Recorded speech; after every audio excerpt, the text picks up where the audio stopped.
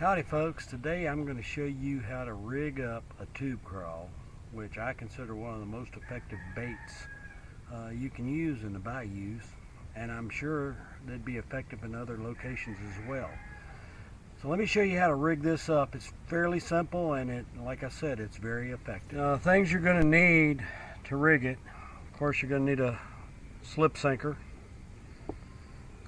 You're going to need some bobber stops, which you can get at Bass Pro Shop or other locations. A 4 or 5/0 straight shanked hook.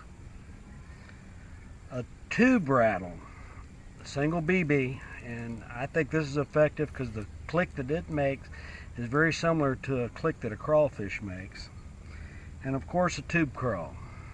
And these look real similar to your standard tubes, except they have these claws on them.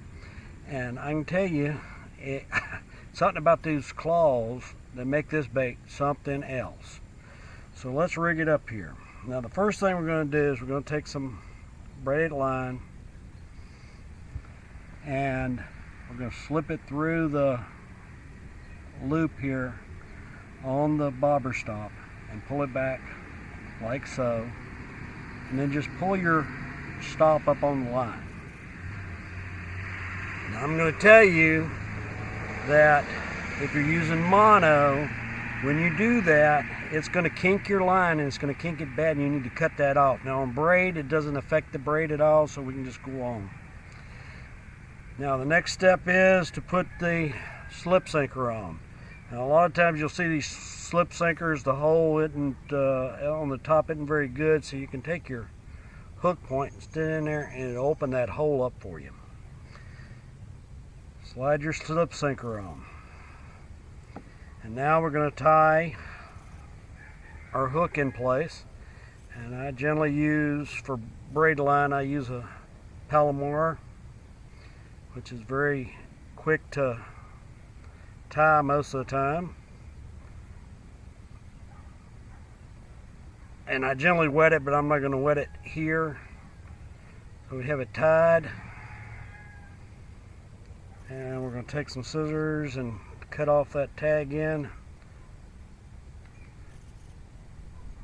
Oh, I need to get new scissors. There you have it. The hook's on there. Next step is take and embed the hook into the tube craw about that far, and go ahead and pull it in. Leave the hook out.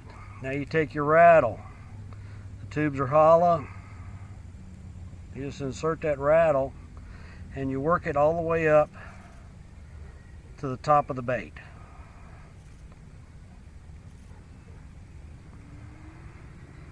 Like so. Bring your hook down and embed it. Try to keep your bait straight like that. And now you can pull your bobber stop down, and basically what that does is pin that sinker right there to the bobber stop. And it actually gives this bait, and you can use different size sinkers, it depends on the cover. If you're flipping this in heavy cover, you'll want a bigger sinker. If you're just fishing it in open around rocks and stuff, you probably want a smaller sinker. But this makes it a very effective bait. It's something about, I hope you can hear that. It's a great sound, and it's something about this bait that works really well. So I hope rigging the tube craw will help you. It's a very effective bait. It will catch a lot of bass.